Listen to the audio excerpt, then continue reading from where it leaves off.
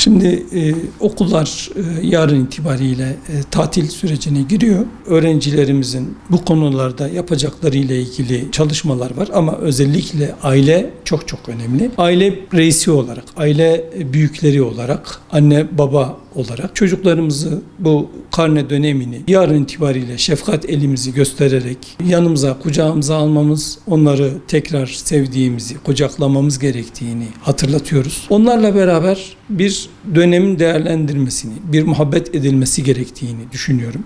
Ve bu muhabbet sonucunda da beraber ve çocuğa neyin eksik, neyin faydalı olduğu noktasında istişare ederek, onların da düşüncelerini alarak, çünkü insan sevmediği bir şeyde mutlu olamaz ve mutlu olmadığı şeyi de yapmak istemez. Yapmak istemediği şeyi zorla yaptırırsak bile hiçbir faydası olmayacak. Çünkü yapılmak istenmeyen şey unutulur. Bu anlamda özellikle öğrencilerimizi yanımıza alıp onlarla istişare ederek, konuşarak, onları beraber ikna edilerek bu çocuklarımızı yaz döneminde yapabilecekleri neler var, neler istiyorlar. Bu konuda illahi şunu yapın dediğimiz zaman o çocuk tamamıyla eğitimden kopar.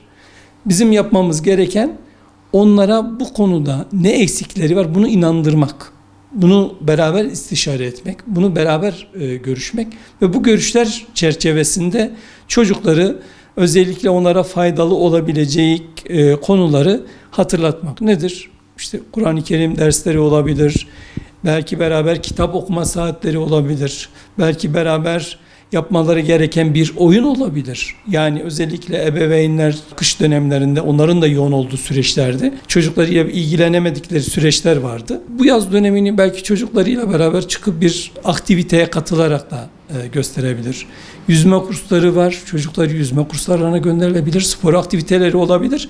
Yani bu konuda çocuğun da bir arzusunu, bir isteğini ortaya koyması da gerekir ki o çocuk gerçekten yaz dönemini faydalı bir şekilde atlasın. Tatil demek tamamıyla zamanımızı tüm gün dijital ortamlarda ya da televizyon ortamında geçirmek anlamına gelmemeli. Özellikle öğrencilerden talebimiz, isteğimiz bu 3 aylık dönemi çok iyi bir şekilde değerlendirmeleri. Bu en güzel şekilde değerlendirmek noktasında ne yapılabilir? Yaz dönemi itibariyle tüm okullarımızda açılan, yaz kurslarımızda telafisi mümkün olan derslerimizle ilgili programları seçebilirler ve bu programlardan istifade edebilirler.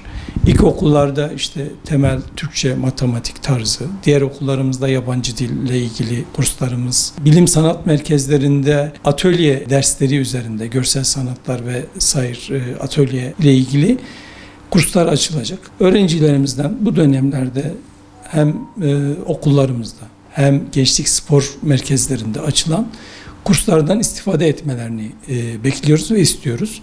Çünkü tamamıyla zamanımızı çok iyi şekilde değerlendirmemizi gerektiren bir süreç.